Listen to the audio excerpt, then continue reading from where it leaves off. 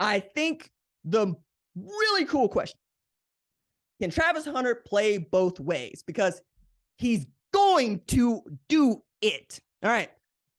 First, it's long quotes here, but I'm going to drop out the best parts from the Buff Zone color in Colorado football. And Sean Lewis said it best. He's going to be able to help us on both sides of the ball. He has a very unique skill set that's going to help the team in a lot of different phases.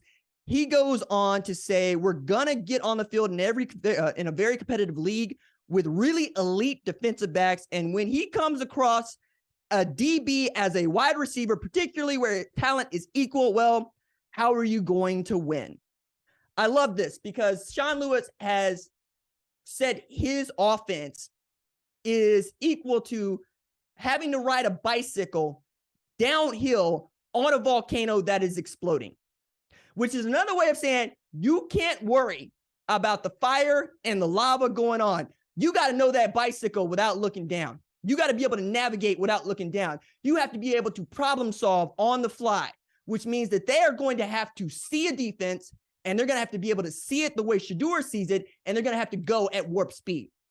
I think if you're familiar with what Josh Heupel was able to do at Tennessee, this will look familiar to what you were going to see at Colorado. That means that they want to go fast and they want to score in bunches. On the other side of the ball, Charles Kelly knows he's going to have the two best corners of the last 2 years, according to the 247 Sports Composite.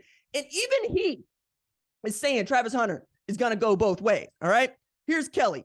I can't believe this. All right.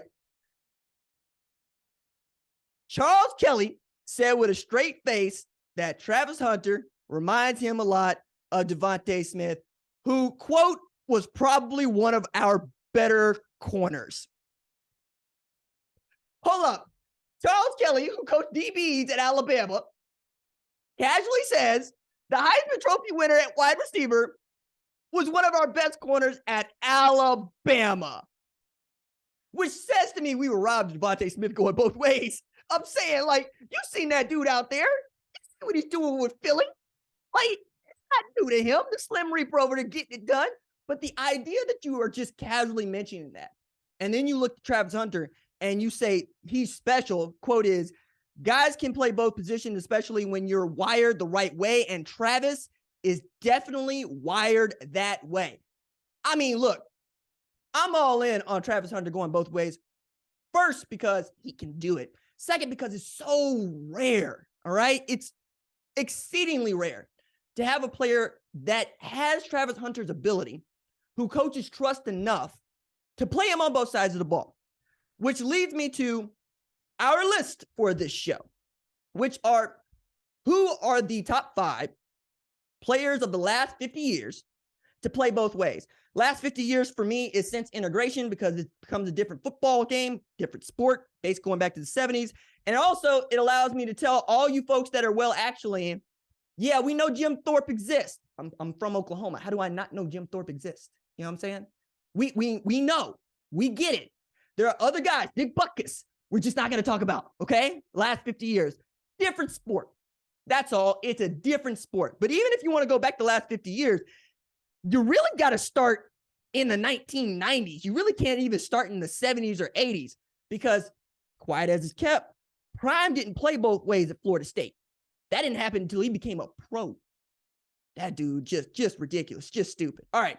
So the first guy on the list for me is, my goodness, Utah's Eric Weddle. Now, Eric Weddle came into vogue for me because the Wildcat was not really a thing until we start seeing a few other people do it. And then I got to see Eric Weddle do it at Utah.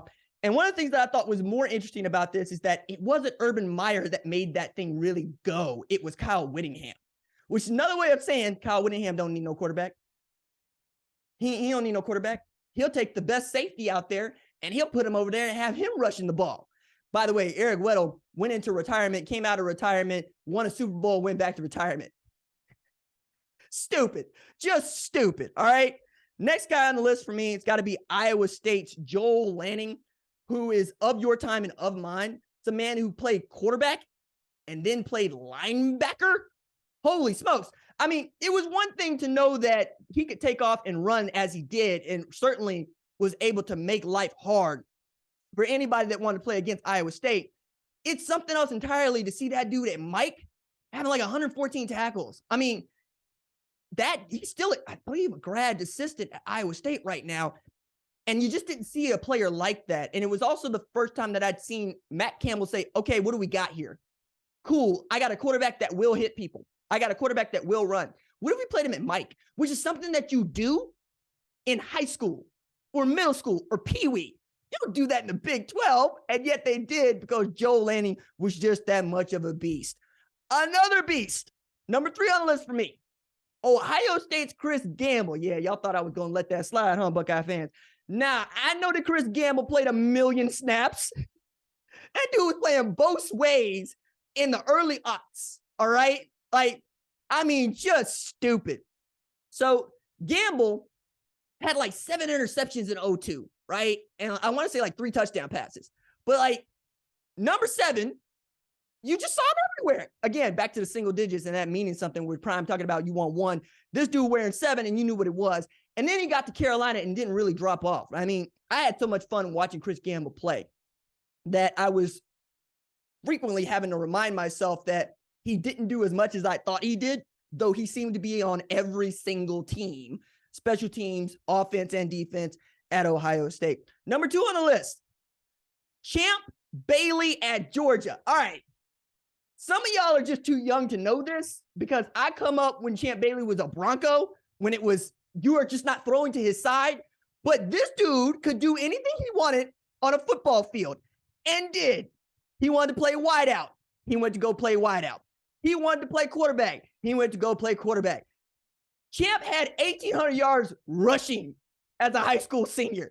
There's nothing that he could not do with a football or in and around a football. Before we knew that Reggie Bush was a thing, before we knew that, my goodness, Dante Hall was a thing, this guy was the human joystick. There was nothing that I could not expect to see out of a Champ Bailey. Very excited. I thought for a long time that was going to be the greatest college football player I'd ever seen. And then thankfully, I got to grow up just a little bit more and see a little bit more football. And then number 1 on the list, as we get there, like we're covering fumbles, my goodness, Heisman winner, the last dude to really go both ways and capture our imagination, Charles Woodson at Michigan. It's one thing to say you're a great defensive back. It's another thing entirely to be the kind of guy that if he catches a punt return, he can take it back. I've seen that in Tyreek Hill. He didn't go both ways at Oklahoma State.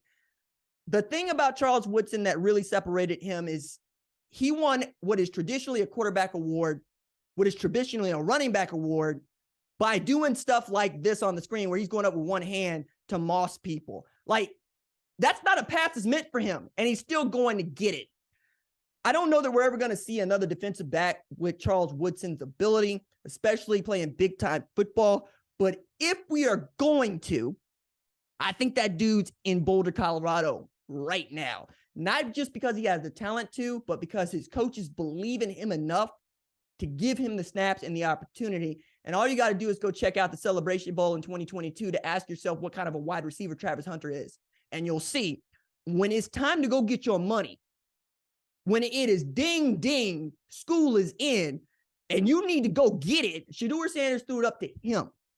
Not a dude playing wide receiver, Travis Hunter playing wide receiver. And I think that says everything that we need to say about what he could be in the Pac-12. On the way out, honorable mention, Gordy Lockbaum. Yes, I know some of y'all from the New England area understand what that dude was like at the cross, right? I think in Worcester, that has Worcester. But Gordy Lockbaum could do anything you wanted on a football field too. It's just, it happened a little bit before our time and not necessarily on the largest scale. And yes, Oklahoma fans, I know Andre Woolfolk exists. He didn't make the list. You can fight me in the mentions if you would like to about that, but it's the top 5, right? It's not the top 10. Thank you for watching the #1 college football show. Please remember to subscribe to the channel and like this video so that you don't miss any of the best college football coverage in America.